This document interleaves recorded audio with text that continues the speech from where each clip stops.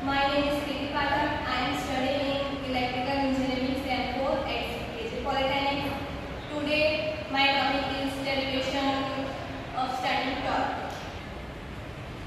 हमारा टॉपिक है आज का डेरिवेशन ऑफ स्टार्टिंग टॉर्क। हम देखेंगे कि हमारा स्टार्टिंग टॉर्क का डेरिवेशन कैसे स्टार्ट होता है। तो सबसे पहले स्टार्ट करते हैं, जब हमारा रोटर कंडक्टर रोटेट करना स्टार्ट होता है तो उसके अंदर क्या क्या प्रोड्यूस होता है। तो सबसे पहले हमारा प्रोड्यूस होता है टॉर्क। टॉर्क को हम टी से डेरिवेट करते हैं। देन जब हमारा रोटर कंडक्टर रोटेट करना रहता है तो उसके पीछे बहुत सारे रीजन है रोटेट करने के। तो हमारा टॉर्क का डायरेक्टली प्रोपोर्शनल होता है फ्लक्स।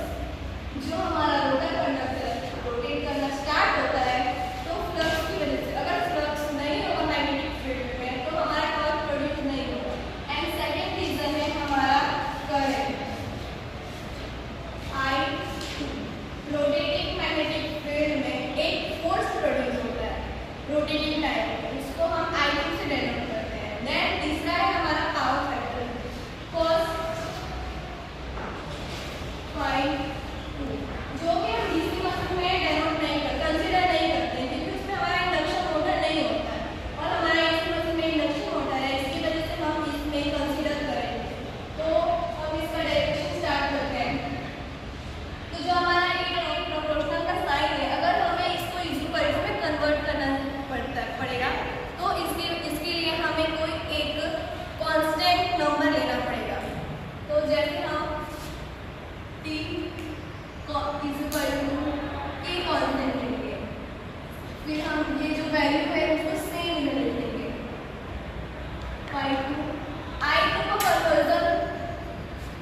I2 का कन्वर्जन होता है E2 rotor EMF and jet impedance. तो इसको डेरिवेशन करेंगे I² E2 जेट का हो जाएगा R² प्लस X। तो ये R2 ये X, I2 का हो गया। एंड देन cos फाई का हो जाएगा पावर फैक्टर का R2 resistance rotor resistance and then impedance R2 cos phi R2